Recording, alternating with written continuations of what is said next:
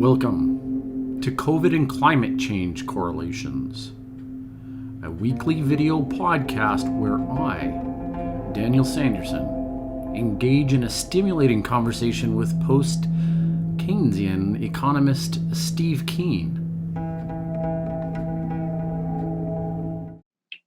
So welcome everybody to the next episode of the Steve Keen Show. I've got Professor Steve Keen with us in studio again, and today we're going to be talking about hopefully some mathematics. I want to touch on that and see how mathematically inclined Steve is to explore that in tonight's topic. But as always, there's going to be COVID and a whole lot about climate change. So Steve, how's it going today? Not too bad, except I've still got my damaged headphones, but that's okay. By the way, you notice I'm wearing green. Okay. And one funny little thing about Thailand is it's one of the few countries in the world that was neither a colonizer nor colonized. But one of the amusing things about it, or not the amusing things, one of the results of that is that Thailand has color days, and green is Wednesday. Wednesday is green. So I think I should help celebrate, and I should look for a green shirt to put on, or at least for next time. Right? Worth a try. And hey, isn't this climate change? My wardrobe is now being changed to be, consistent with the national colours. Is it easy for you to stand up, Steve? Is it easy for you to stand up and show the full glory of the show of the shirt? Not much, but my full glory is my growing waistline these days as I get older. Hang on a second. I think there you go. Okay. I think this is a fair representation of where we're at on the green movement. Notice how it's so populated by areas of redness, right? So what we want to do is, over time, we're gonna pay attention to that shirt. It's probably going to get redder and redder and redder.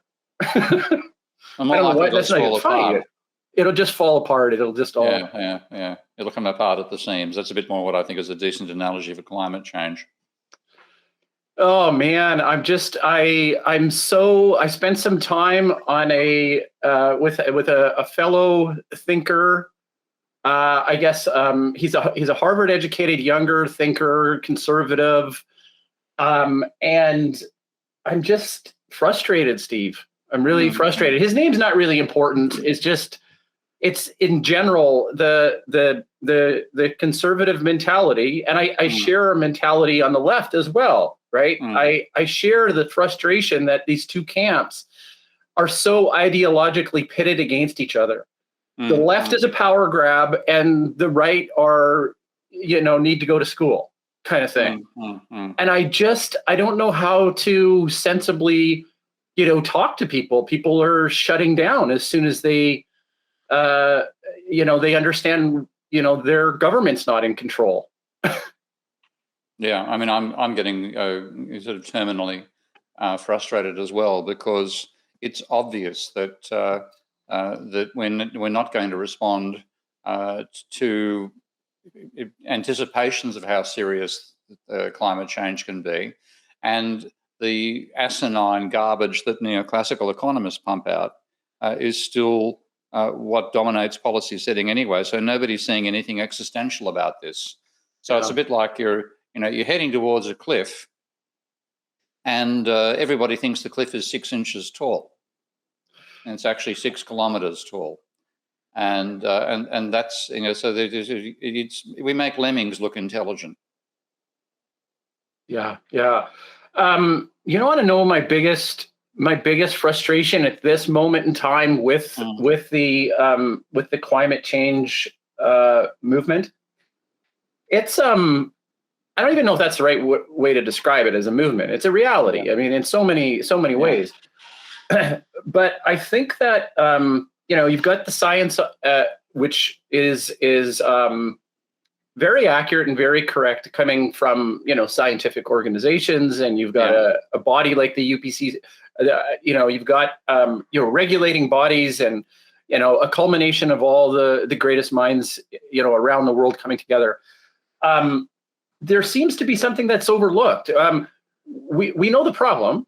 Now, I want to discuss about what we do about it, because it seems very apparent that this is the problem.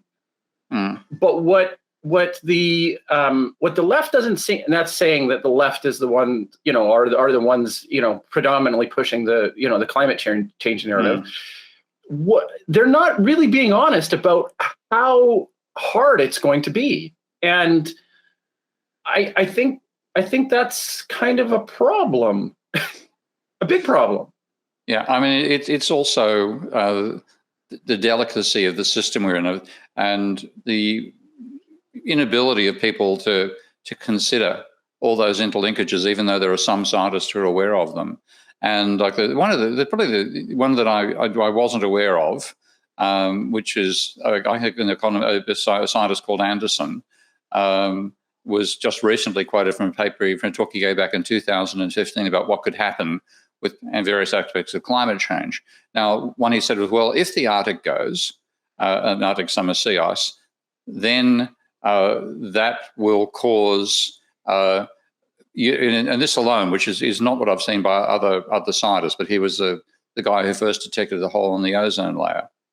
And his argument was that if the Arctic goes, then that will change the temperature balance so that you have a almost uniform temperature in the northern hemisphere.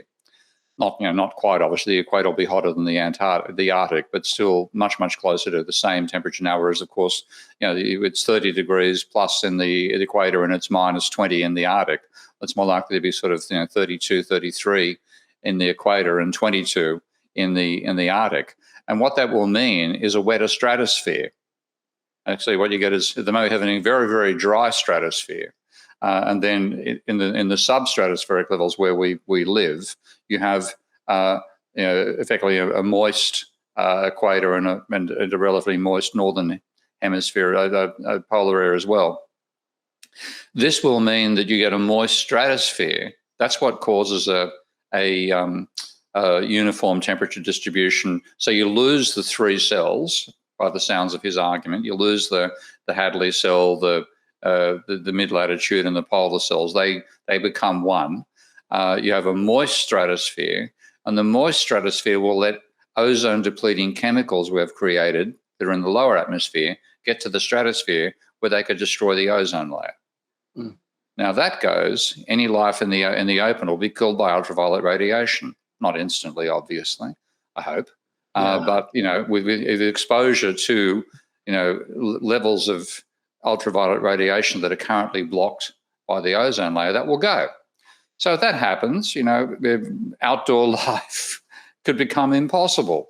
And that's not just us; that's any species that has lives above ground. So the terrifying possibilities of this are just not being comprehended, and it's why I say it's a bit like a bunch of we've got a bunch of politicians who are behaving like lemmings who believe that next little hump ahead of them is a 6-inch drop in the landscape, and it's actually a 6-kilometre fall off a cliff.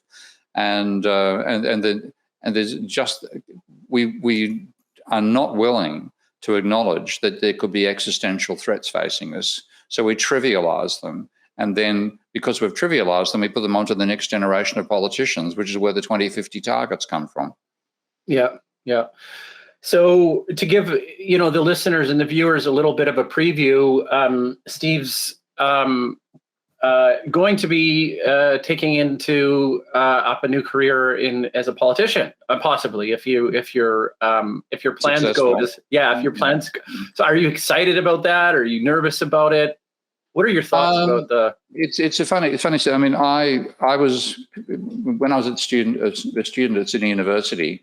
I became, by sheer accident, I got involved in student politics. The actual accident was that I was going to give you a little text link here. How do I put text up here? I'm trying to find the chat. Oh, there we are. Okay, that's the chat. So this is my candidature link for my candidature there. But anyway, I love debating. I was a school debating. And I absolutely love doing debates. And I got to university looking forward to university debates because the university system, like at school, there'd be three speakers per team, first, second, and third speaker. I was almost always the third speaker. And you'd comment on the previous speaker. but it was first speaker the government, first speaker opposition, second government, second opposition, third, and that was it. But the university system, I think it was called the Denver system or something like that. You'd have first speaker, and then the first speaker for the other side would interrogate the first speaker before they gave their own talk. So you'd have 10-minute talk, let's say, then 2-minute interrogation, followed by another 2-minute talk, and then a 10-minute interrogation, et cetera, et cetera. I looked forward to that, and I couldn't find anybody running them. So I finally went to the information centre at the university and asked somebody over the desk, who runs debates at this university? And he said, I don't know, but the Art Society is having its annual general meeting today in Castle Lecture Theatre 12. Why don't you go down there and ask? So I went down, ignored all the voting that was going on. And after it all happened, I walked down the front and said to one of the organisers, who runs debates? Who runs debates for the Art Society? He said, you do. So I found myself co-opted onto the Art Society and ultimately ended up being president of the Art Society, and I also helped start the Arts Law Society.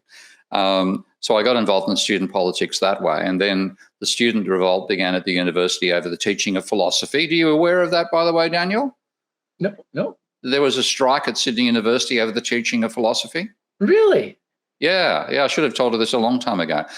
So we had this is back in this is the post-60s period, of course, and you had progressive Marxist philosophers and Hegelian philosophers and a whole range, as well as your traditionalist philosophers. And the department was run democratically against the wishes of the professor who was in charge. And they voted to approve a new course by two Ph.D. students at the time, Liz Jacker and Jean Curthoys, as it happens. And the course was Philosophical Aspects of Feminist Thought. So the department approved it. The Professor Anderson, blocked it at the faculty level. It was then approved despite his wishes at the Senate level, and then blocked at the governing body of the university by the Vice Chancellor, who was a reactionary economist from the University of Manchester, as it happens. So the staff then called a strike in 1973. And this is after Australia. This is a long piece of background here. But Australia made the stupid decision to join America in its invasion of Vietnam. And that was fighting against Vietnam was the emphasis right up until December 72. And then in December 72, the long-serving Conservative government called the Liberals was kicked out finally after 23 years, I think, of the one party in power. Labor took under Gough Whitlam, and the first thing he did was the next day we withdrew from Vietnam and conscription ended. So all the energy that was going on to the anti-conscription fight suddenly had nowhere to go. It was a boom time, and and student protest about their courses came to the fore. And so when the staff objected to the professor blocking the approval of the course, they called for the university to go on strike. And of the roughly 17,000 students at the University of Sydney, over 4,000 went on strike in different courses. And that began the economics. I've been fighting economics since my middle of my first year. This happened in the middle of my third year. And I'd given up. I thought there's just no way they're going to get this bunch to get involved. And so even when the philosophy to strike began, I thought there's no point even asking economics students about it. And I walked into the economics building, which is called the Merriweather building, and bumped into one of the radical staff, or progressive staff, a guy called Gavin Butler. And Gavin just ran and said, Steve, you've got to try to get the students to go on strike over philosophy, because we were fighting economics battles inside and being wiped out by the professors. And I said, no point, this bunch of apathetic bastards won't do anything. And he said, Frank Stillwell has just got the first year students to vote to go on strike. Well, I just ran out of that fucking building as fast as I could, pulled together my team. We then organised what we called a day of protest. And out of the day of protest, we finally succeeded in getting the faculty to vote for their investigation into the Department of Economics, which then led to a recommendation to split it into a Department of Economics and a Department of Political Economy. Okay. Wow. Okay. That's a little bit of history at the university, thanks to... So I did all that. That was in 1973, and the department began in 1975. So anyway, so people expected me to go into politics. But you were an undergraduate. This was your undergraduate program, if I understood that. Yeah. That is amazing, Steve. 18 to 20, I did all that. and people expected I'd go into politics. The thing is, to do some of this stuff, I had to get the Students' Representative Council and also what's called the Student Union to vote in favour of what we were doing on several occasions. And I would see these turkeys that became, two of them became Prime Minister of Australia, Malcolm Turnbull and Tony Abbott. And I'd see them in operation along with all the other politicos, student politicos. I thought, I don't want to be with this bunch of assholes. Yeah. So there's no way I ever wanted to go then. I used to describe my career as avoiding Canberra, which is where Australia's government is. But the politics has sunk so low in Australia now. The guy who's running the place is just a moronic, lying, idiotic jerk. And I thought, you can't, if this is what our politics throws up, it's time to throw our politics out. And then a guy called Victor Klein, who's much my age, a couple of years older, he turned 70, I'm still 68. He just was whinging with his wife and a few friends one day about how disgusting the state of Australian politics was. And his wife said, well, why don't you do something about it? So he formed a party called the New Liberals. And I did my due diligence on him. He approached me to become their economic advisor. And then because he thought our profile was rising successfully, he thought he'd take a punt, not at running for the Senate, where there are 6 successful candidates per state per election, and you need only 1/6 of the vote to get elected. So 14% will get you over the line, and we have compulsory preferential voting. So if you vote for somebody, like if you vote for like another minor party like the Greens, and the Greens don't get enough votes, so we get more votes than the Greens, and people give their second preference to us, then if, say, the Greens got 6% and we got 8%, the 6% of the Greens goes to us, we get 14% and get in. And even at the other end, if Labor gets 2.6 quotas, then the 0.6 of the quotas that they don't need to get their 2 members elected also get distributed. And if people put Labor first and us second, we could get, another 6% to 8% of the vote. So it's a reasonable chance that I'll get elected. So this is really interesting. I'm not even sure, like, our system doesn't work that way. If you vote for who you vote for, but you're saying that somehow the election process in Australia captures your second choice. Yeah, I mean, it's had a funny effect in that what then means that one of the drawbacks of our system is that you get middle of the road effect. The two parties sort of coalesce on each other. Because what happens in the Australian system, first of all, voting is compulsory. Okay. If you're a resident, you are required to vote, and you actually get fined if you don't vote. Now, libertarian types say, oh, that's terrible, we're compelled to vote. That's bullshit. That's compelling the politicians to pay attention to you. Okay? Because in America, the whole thing is trying to encourage the minorities who don't want to vote not to bother registering, if you're in a black area, then you put the polling stations in a white area, that sort of thing. And also, anyway, that just the huge part of the campaigns in both America and the UK is about trying to disenfranchise the groups that are going to vote against you. Okay? Well, that doesn't happen in Australia because it's illegal to be disenfranchised. Yes. That itself is good. I wish someone would make a documentary in the US just showing what the Republican Party looks like spatially in the form of its gerrymandering. Yeah. So they should create a big monstrous Cthulhu octopus entity on the map and say this is actually the shape of the party. If it was Democratic, it'd be something like a checkerboard, and you'd have voting that way. So they've gerrymandered like 30 states are impossibly, like incredible loop-de-loops and labyrinths, avoiding every dark-skinned person or every gay neighborhood, every working class person they don't want to in their districts. Yeah. It's amazing. So gerrymandering, the Electoral College, and our lack of preferential voting, which is what forces people to vote Democrat when they really do want to vote Green on occasion.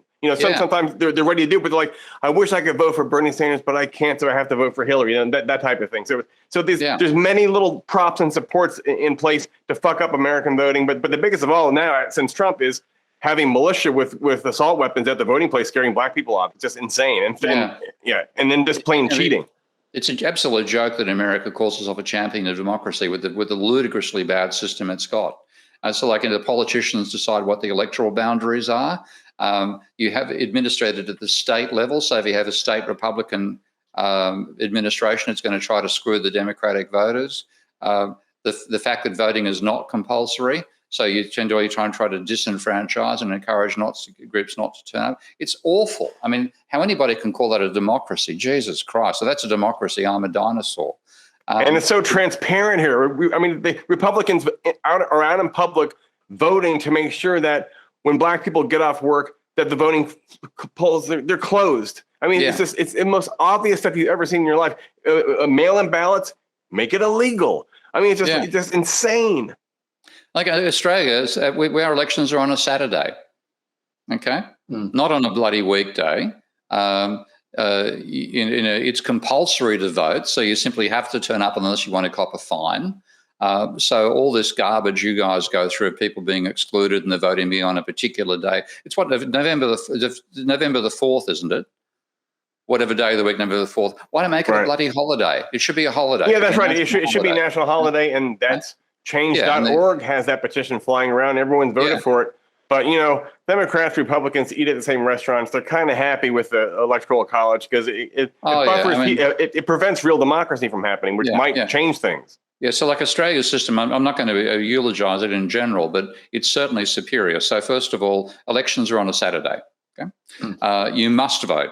So there's the politicians will try to discourage to some extent, but they've got to literally make it impossible for you to vote, like legally impossible to stop you voting, and that's extremely hard. So basically 100% of the electorate votes. So what that means is, and then on top of that as well, it's preferential voting. So you can, there used to be a conservative breakaway party from the Labor Party, which is the progressive sort of progressive party over here, called the Democratic Labor Party.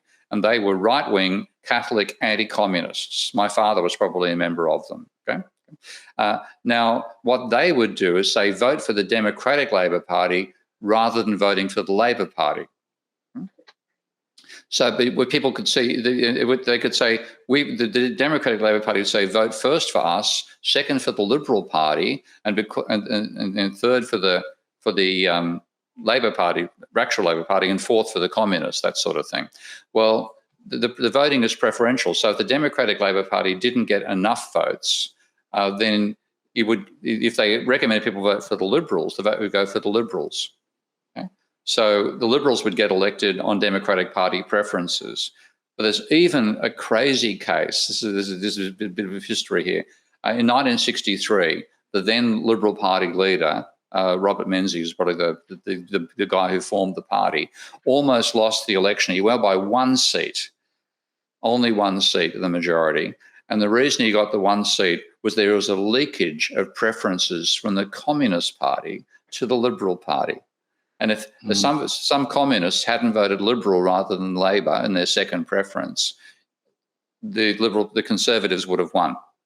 So, but anyway, all this stuff means that it's possible to tell people, look, if you're like a small L liberal, as we call them over here, so a progressive person who votes for the business side of the electoral system and doesn't want to vote for the Labor side, so you can't bring yourself to vote for the Labor. Well, vote for the new Liberals first, okay? And you're going to vote for a party with liberal values, far more so than there's currently nominally Liberal Party, which is actually arch-reactionary right-wing party.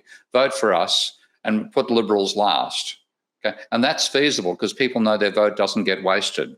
Whereas if you vote for the Greens in Florida, of course, your vote for the Greens gets a Republican elected, because if the Greens get knocked out and take votes away from the Democrats, and the Republicans get across the line.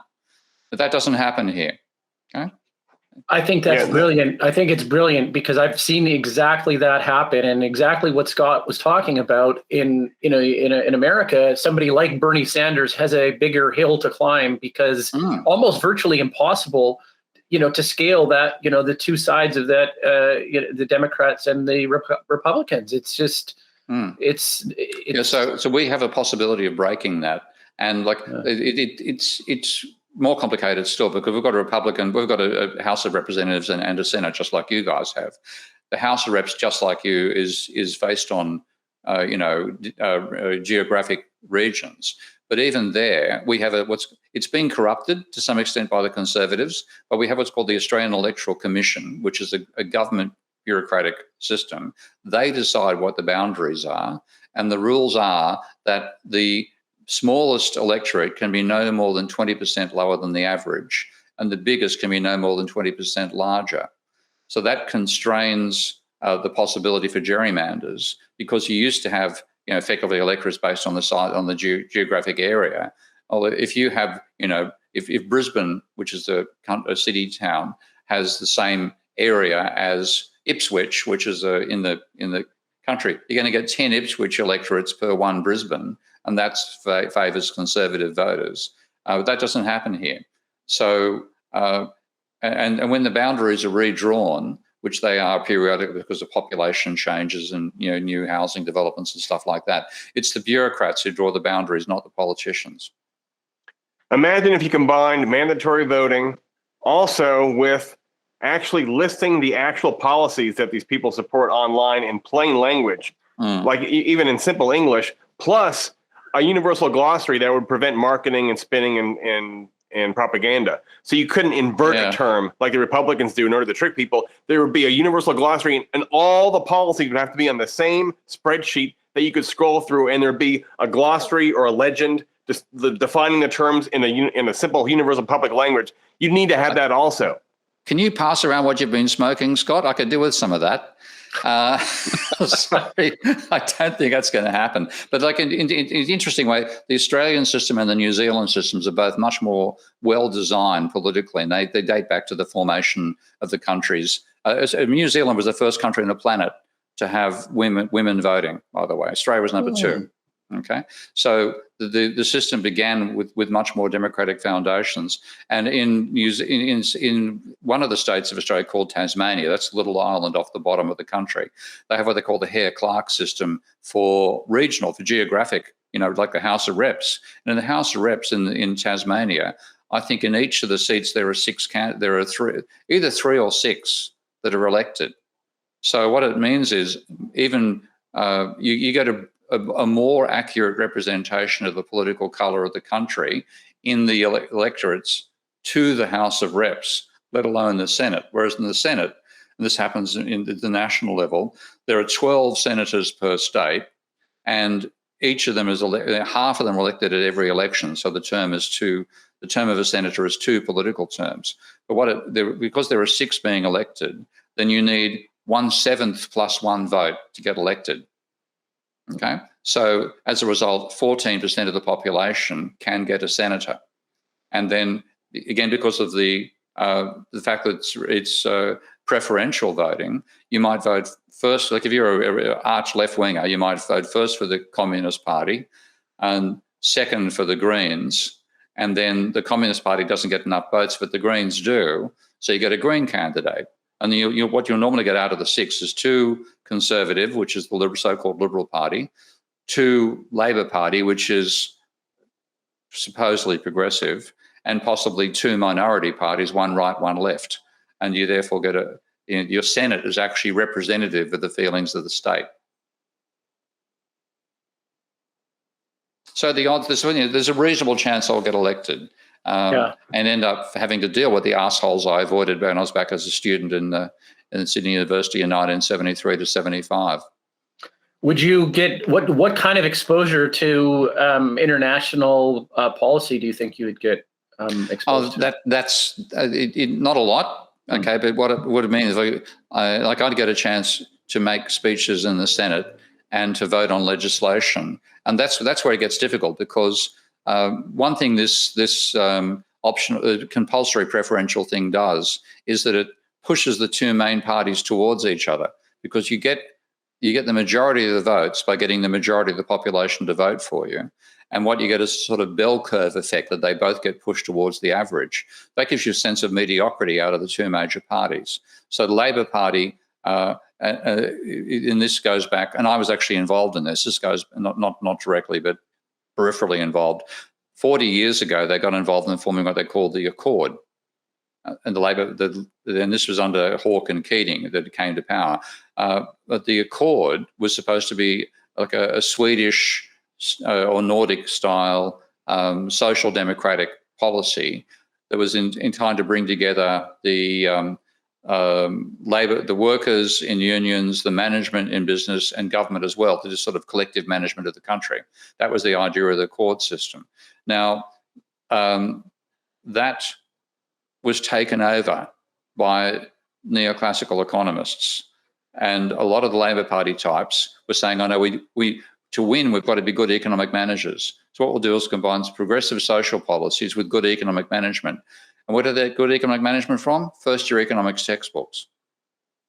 And I was saying, this is shit. This is it's same here. All the lefties in Texas are all they just describe themselves as fiscal conservatives, and that's it. Yeah, and they know what the fuck they're talking about. So anyway, that got corrupted, and I saw that happen. But that took over the Labor parties. What it means is the Labor Party follows the first-year economics and apologises for the bad effects, and the Liberals follow first-year economics and brag about the effects. Yeah. And so we call them a duopoly. So in that sense, Labor and Liberal often end up voting the same way. And what that means is, like it's a minority party in the Senate, you might think you hold the balance of power, because there's 76 seats, let's say 80 just to make it easy. So you might have, say, 38 Liberal, 38 Labor, and 4 on the crossbench. And what you would think then, well, the Labor will vote 38 that way, the Liberal vote for 38 the other way, and the 4 in the middle can decide which decision happens. But what will often happen is the Labor Party and the Liberal Party will vote the same way. And then it's going to be, 76 votes to 4 to pass legislation you want to block. So that could mean that I'll be ineffective in terms of voting impact. But what nonetheless it means, if I succeed, I'll be in the Senate, and I can make the statements that I make about climate change and modern monetary theory and so on inside the chambers of the Hall of Power, and they'll be, whether they listen to me or not, they'll be forced to record what I say. So that's a chance to have some impact. Hear, hear. And I want to add a nice little topper to that. We refer back to Plato's dialogues, and Plato was a genius that would always have the smartest guy speak last, right? That's you, Steve. So you may have been the last politician to go as a part of the alumni, but you're going to be probably the one with the last word, as I see it and predict. I want to show you guys something here. I think it's a good time for break and show you my screen here. This is Steve's Patreon page here. And I want to let everybody know that they should go to Steve's page. And I had to think about this myself as to what Daniel is. And so I looked at this and I thought, a supporter, student, yes, that was me. Remember raising my hand a lot. Patrons kind of, but this one here, this collaborator, I thought was really good. So, Steve, I want to make a deal with you. I want to sign up for this right now, but only under one condition, and we may have to bring your wife into the room. She has to understand that you get a new pair of headphones. I'll have to sneak it past her and get her son to buy them for me, I think. This is a great pair of headphones, but I've stuffed them by break. What I need is a pair that won't break when they fall. I actually had a great pair of Sennheiser headphones in my youth, which were foam padded, and they were beautiful. They were not acoustic isolators like these. They were you could hear ambient sound with them, and they were great and comfortable. I used to use them for top class music. So I've got to see if I can find a pair of Sennheisers, and they fall on the floor. I know they won't break. The hinge is broken here, and that's what's, I've araldite. I've taped it all together. I might have to get some araldite, just glue the damn thing into place. I hear you, Steve. Do that. Partly why it's funny, because the Steinhauser, I have to increase my monthly donation in order to support those ones. These are Shure microphones. These aren't cheap either. Oh, okay, yeah. Anyway, so no transmitting my wife inside. You would. Well, I've seen the hands come by every once in a while, and a plate of food arrives magically from the. I might try to roll, but. She's quite a character, so let's wait and see what happens on that front. Okay, here's another one. Here's one more. Have you guys heard of the University of Austin? Wink, wink, Scott.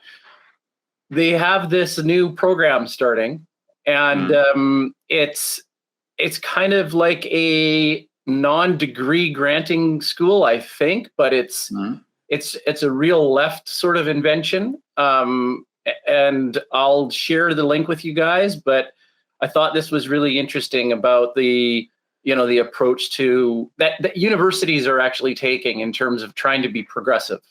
Right. So it really interesting.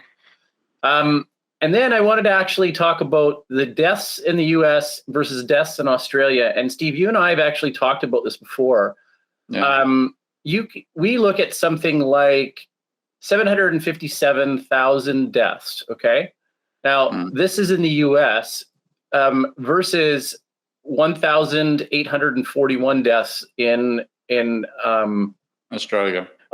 Now, if I remember correctly, I think there's like a 40-to-1 difference in terms of population, something like that, right? So the easy thing to do would be able to say, per capita, right? So that you equal out those numbers.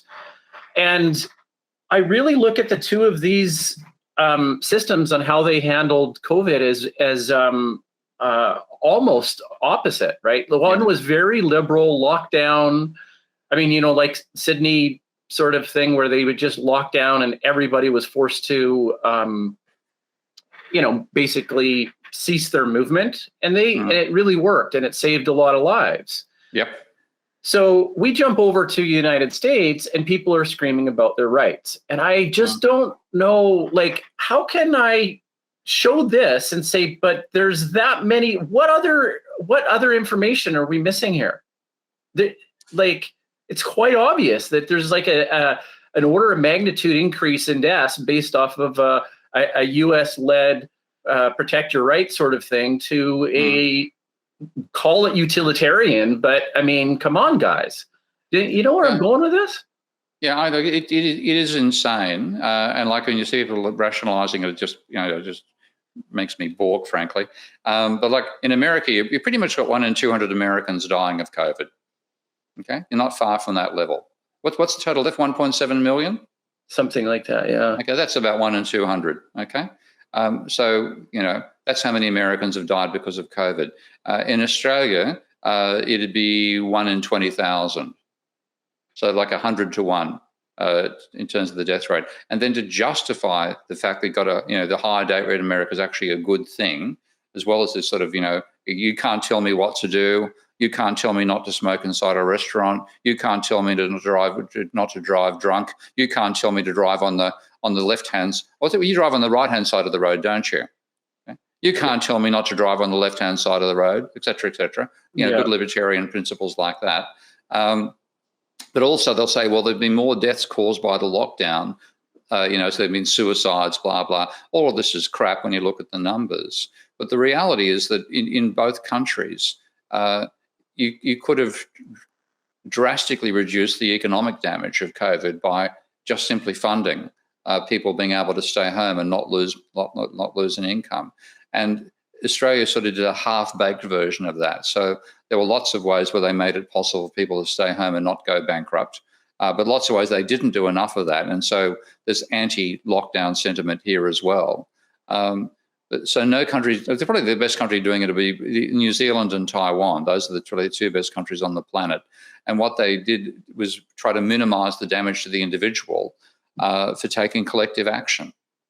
And that's what we need. And we didn't do it. And America is an embarrassingly bad example of what happens with a totally libertarian idea of what freedom is, which is freedom to do whatever the fuck you like, whatever it does to anybody else, including, you can't tell me not to shoot my gun inside a restaurant. Yeah, sure. Yeah. What about the idea of not negotiating with terrorists? Because that's almost what it is, right? It's yeah. There's got to be a level of. I mean, there is a level of, and that's always the thing that struck me about the virus is that my actions now, this is on par. If you test HIV positive and you go and fuck around. You just Like, are you serious? You don't know that's wrong? You don't have to fuck somebody. Well, the benefit of COVID, if you don't have to fuck them, you just breathe on them. And that's it's supposed to be restricting my liberties to tell me I can't breathe on somebody when I've got COVID. I mean, it's just you look at it, and the treatment of AIDS versus the treatment of COVID, it shows the extent to which that was itself you can't call it racist, but it was anti-gay. It's only gays who get it, so why care about it? And it got to be passed on for sex. Well, I'm not going to get it through sex. That's cool. So, and then you can tell them we're going to shut down the gay saunas because that's only going to affect gay people, blah, blah, blah. When it affects everybody, which is what COVID does, oh, no, you can't do that. That's anti-democratic. That's infringing my rights, blah, blah, blah. Yeah, I don't understand. I wanted to frame it a little bit differently than a criticism. I'm wondering if in 500 years it could be some sort of a misdirected romanticism.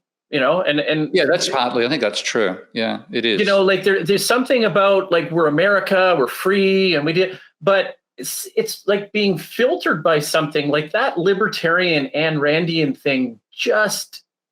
It just penetrates, and it just ignites so much. I don't know. Just help me finish that sentence. Well, it's freedom without responsibility. Yeah. And at the expense of other people, right? As long as I've got the power, as long as I'm, Even the simplistic interpretation of 19th century libertarianism is that you have the right to do whatever you wish, so long as it doesn't adversely affect anybody else. And it's so long as it's dropped from the way Americans do. We have the right to do whatever we like. And then it's leaving out the fact that you can only even imagine that as a basis for a society if you restrict it to when it doesn't damage somebody else. Now, if you walk inside a restaurant and breathe COVID over me, you're damaging me, thanks very much, and I want you out of the restaurant. But that simple logic just doesn't work when you've got this crazy Ayn Randy and do whatever you like, and if anybody else fails, it's because they're weak. And it ends up not being something about libertarian human rights. It's basically devil take the hindmost. That's Steve, what it ends up being. It's Hobbesian. Yeah, it's Hobbesian. Yeah, for sure.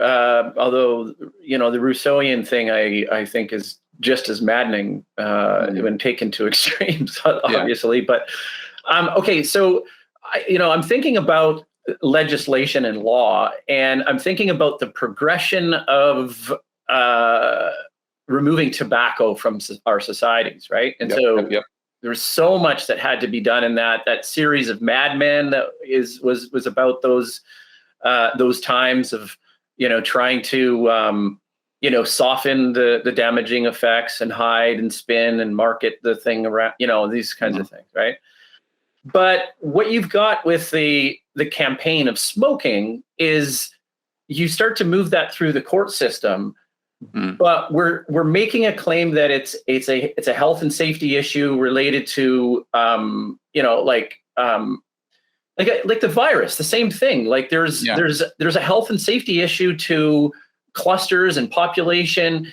Too bad that couldn't get that wasn't the meat of the law, right? So as soon as that COVID surfaces, there is no debate. It's already the law is already if there's something that transmits like a virus or is, based on like an addiction with these kinds of things, set those rules. Yeah, that's right. I mean, you need laws which are based on the possibility of pandemics. And if you'd had that law in place, it would have included, what do you do in the circumstance of a pandemic? You still have to get food to people. You still got to get basic supplies. So you would have had legislation about delivery systems, about what to do to people who are unable to work, about what to do about debts during it. You'd probably have a jubilee during a pandemic. All this stuff could have been written about. And have you ever read Laurie Garrett's book, The Coming Plague? No, but we will do that. 1995 it was published. That's when I read it. And it's probably somewhere back in either Amsterdam or I didn't get out of Australia when I moved countries. But reading that was quite shocking because you're saying it's inevitable there's going to be another pandemic like the Spanish flu. This is 1995. And she was expecting it to be another version of the flu, because the flu is an extremely complicated virus. From memory, it has 4 strands of DNA, whereas things like COVID is apparently a single strand of RNA. So it's a much more complicated virus, and that's why it changes every year, and why we've got to have vaccines every year for a new variety of the flu and so on. So what you're saying is you'll have variations will predominantly make it more infective but less damaging, more damaging but less infective. But one of these days you're going to get both together, and that'll be when you get your pandemic. And she's saying it's inevitable, it's going to happen. So we should be prepared for it. Now, if you actually had laws about this, laws to what to do in a pandemic, there would have been no debate. There would have been none of this nonsense over Trump, et cetera, and you would have had part of the bureaucracy would have been prepared for pandemics, but none of that was in place.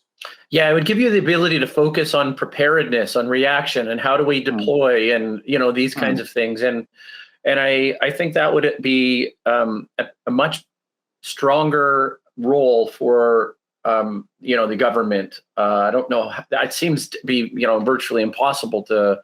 How would you start to get something like that into the legislation? But it seems so common sense. Well, that's what we're going to have to do after the event now. I mean, I mentioned to you beforehand that the British government did a preparedness for pandemic study, and as part of it, the minister asked, how many masks should we have? Because the most dangerous pandemics are the ones that are transmitted by breathing. Okay, if you've got to touch somebody, or go to bed with them, which was the AIDS one, then it's much, much less of a worry. So the main ones are ones we can prevent by breathing. And part of the policy was, how many masks should we have in reserve? And the advice came back from the experts, about 1 billion. Oh, that's too many. So how many should you actually decide? This particular minister was a woman this time, 50 million. That was less than 1 mask per British person. So the first day of the pandemic, you run out of your stock. So this sort of, stupidity of leaving it to last-minute decision-making rather than saying, this is going to happen, and what is our eventuality planning for it? And it would come out the other side. And if you tried now to mandate what was necessary in a law, you'd be opposed by all the anti-vaxxers. Yeah, it's almost like our civilization is eating itself, I think. It almost feels like that. Like the mechanism to point towards the goodness in itself, as going back to Plato. It's just it doesn't seem to be there. I mean, that's assuming it's cultural, but you could frame it on a biological substrate. But maybe we've just hit our limit. I don't know. I don't think we're well beyond our limit. That's the trouble. Yeah, that's really. We are great at taking on direct threats. We have no idea of how to handle indirect threats. And indirect threats are ones where you yourself are the main threat to your own survival. And this is a classic one of those. So. I think, like even talking about democratic systems, ultimately, even a well-designed democratic system isn't going to get you the people in positions of power making decisions that would be intelligently thought out. You're going to have people who are, maybe well-meaning, but reacting with second and third-hand knowledge to what experts are telling them, and stuffing up what the experts are telling them, and not being able to discern experts from charlatans, which is where economics comes in. Yeah, that's right. I think that as we progress over the next, when is the election in Australia going to be taking place, Steve? Well, that's a good question, because I think Canada's the same story. You had a farce with Trudeau, didn't you? He tried to pull a Swifty, announced an election, thought he'd come out ahead. He actually went backwards, didn't he? I think he was a minority government, and I think we're still a minority government. Yeah. But so Australia's the same thing. So the Prime Minister can call an election anytime. I think the election any time between 3 months after the previous election to 3 years. And so 3 years is May. And what we're hoping is it'll be May, because the longer the election takes, the more chance our party has to get exposure and momentum. So we want it to be May. But when does the writ drop? Huh? When does the writ drop? Or the election take place? Well, I guess in Canada they say the writ drop like the election day. Oh, it's the I think the basic story is the Prime Minister, once the Prime Minister announces there will be an election, then it has to happen 6 weeks after the writs are announced. So the electoral period is 6 weeks long. Oh, So, that's even very small. Like thank Christ the for U.S. that. is, they start, 10 days after they're elected, they start campaigning. I know. It's a pain in the ass watching American. You guys are always in electoral mode. But so in Australia, it's 6 weeks calling the campaign. And like, of course, the party calling the campaign has got a lead on the others, because the others don't know when the campaign's going to be called.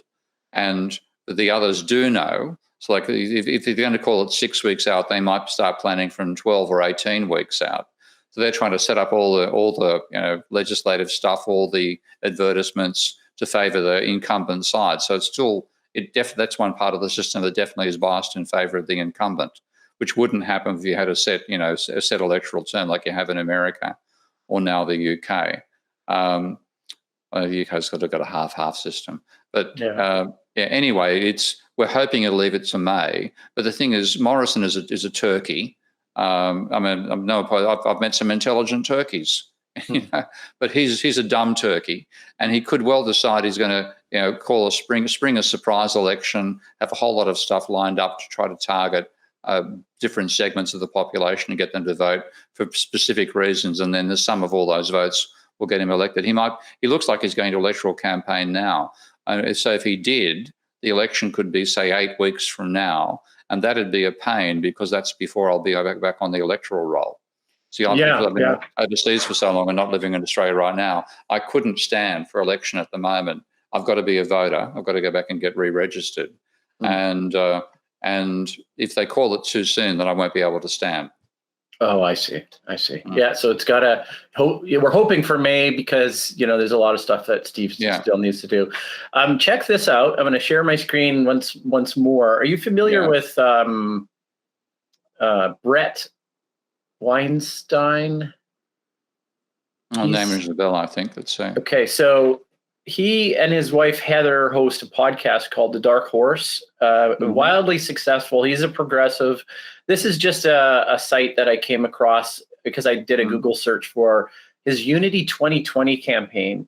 And so he actually proposed a different type of two-party state. And it's really interesting how, an evolutionary biologist, is bold enough to come up with a new political system. And I think what it was designed to do was to have both, the red and the blue come together in a more moderate sort of problem-solving mechanism. One arbitrarily would have ultimate say, in the first 4-year term, and then the second term, the second person would. But he came up with he had a lot of interesting, things that I think you might be interested in. So I'm going to make sure I send that link and post it in the video as well. Yeah. Yeah, I mean, I think there's actually a good argument for having a systems approach to how you're selecting your leaders. So you actually have experts making the decisions rather than second-handers. Like I'm going to be a second-hand decision maker on defense policy. No two ways about that. Okay. Yeah. So I would rather have somebody who knows what the hell they're talking about making that decision than me. And then the only way you can do that is try to integrate the views of all these. Effectively, it's like a council of elders, but it's in this case, it's a council of system theorists linked by system software, so you can make intelligent decisions about what to do. This is the sort of stuff that in a crazy way, Boris Johnson's advisor, the one who's come out and defamed him since, said he would try to do with government, where you get actual people who understand the systems they're talking about, and you have software that helps them understand the interactions of the systems they're talking about. That's the sort of thing we need for decision making. And I think, we're going to, if we ever get back to having a civilization again after climate change wipes the floor with us in the next 2 decades, then it's going to be something like that lets people, intelligent people, understand the complexities of the system they're working in, linked by software that lets them handle the interactions, making those collective decisions. Otherwise, we're going to end up screwing up the planet yet again, like we've done this time around. Yeah, no, I have to announce there's a new guest that I agreed to do a 6-part series with, and her name's Carmen Medina, and she is a retired CIA analyst. So she's really, really fascinating to talk to because, she spent so many years advising on politics and policy. So for, in Afghanistan and Iraq and these types of things. So one of the interesting things she points out is that we talk about a worst case scenario, right? So they would come in, the CIA would come in and they would say, to a country, they'd say your worst case scenario is such and such, economic collapse and food shortage, whatever this is, right?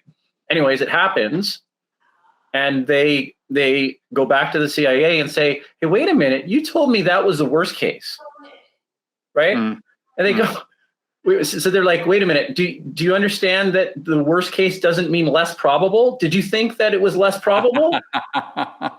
That's how much that people just don't understand, like simple, like statistical thinking, right? They just don't understand probable. Like this should be on a test somewhere if you're going to be in charge of populations, right? But it's not. No, and what you get coming out is electoral systems select narcissists. Okay? The sort of person who's going to put themselves up to run for politics is somebody who's got to be at least a significant dose of narcissistic personality disorder. How do you reconcile that, my friend? Come on, okay, you've opened up a little bit of a can there. How do you reconcile that? The punishment. The punishment for it, or I think you really, in some ways, you need psychological tests to rule those people out in the first instance. For getting, it is reasonably easy to detect somebody who's got that. Not this is clinical tests and so on. And like even brain scans, one of the reasons that people end up with narcissistic personality disorder is literally their brains, where the wiring of their brains, their decision making with their feelings, there's a disconnect. There's a classic study of prairie dogs in America, and there are prairie dogs which mate for life and prairie dogs which screw around for life. And it turns out that the ones that screw around for life, their sexual mechanisms, sexual pleasure mechanisms, don't overlap with their olfactory, which is their recognition. So they recognize by the smell, and they get their sexual feedback elsewhere. The ones that mate for life, the olfactory and the sensory overlap. So what you do is you associate sexual satisfaction with the smell of a particular animal, and therefore you mate for life. Oh, that's beautiful. And I wonder, do you guys, either one of you guys, know this? Is pheromones received through the olfactory mechanism? Yeah. Okay, so it's even a priori. You could be just, somebody that doesn't even know that this is, affecting them, right? Or not affecting them. Yeah, and so and that's, we're biological. We have the same sort of basic structures. And like, have you ever had a relationship with a narcissist? No, I think I have. Yeah. Okay. Yeah. And the capacity to offend without realizing they're offending, or not caring that they're offending, and equally in the other direction, the capacity to be offended when they're not being offended is just breathtaking. And so they have the capacity to hurt and not care that they're hurting. So and it's a remarkable experience to deal with one, because you think, what the fuck did you say that for? Don't you realize how hurtful that was? The answer is no, they don't. But then you say the most trivial thing back and they get offended. What the hell was offensive about that? And so it's possible to test for that psychologically and see whether somebody's got it's a classic lack of empathy. And empathy is the capacity to put yourself on another person's shoes and say, how would I feel if that was done to me? And therefore you won't do it because you'd feel dreadful and you're aware of it. They just don't have that ability. And politics, because the narcissists need the feedback, need adulation all the time, they're the ones who think, oh, politics, that's great. That's I'm so perfect. I'm so good. They're the ones that end up going there. And I saw that back at student politics, which is one reason I thought, no bloody way am I going to get involved in politics. Yeah, we're getting towards the end of the show here, and I want to welcome more conversation about politics. So as we progress, that's why I was asking about the timeline. So we might hear a lot more about politics, and I encourage you, Steve, to exercise any thoughts about politics. Is very philosophical as well. So I'm all open ears, and I might shift some of the research into some of these questions, because I think it's really fascinating, and I want to encourage the campaign as much as we can with this small little segment. I might drive Victor Klein, who's the leader of the party. I might drag him on for a chat as well. We're actually doing a double act together. It might be bad timing for American viewers, but we're doing that on the 18th, I think it is. So to give you a chance to take a look and see. The 18th of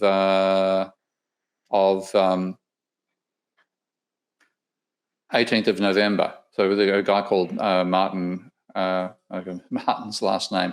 But so that's the 18th as a YouTube link. I'll just actually bring this up right now. Hang on a second.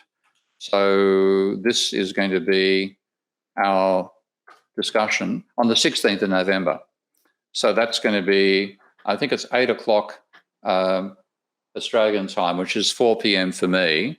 But that's 4 a.m. for you guys. So it's not exactly something you can watch, but you can probably watch it in the replay. Okay, awesome. That's great. Okay, guys. Thanks again, Steve. We'll see you next week. Okay. Scott, good seeing you back at home.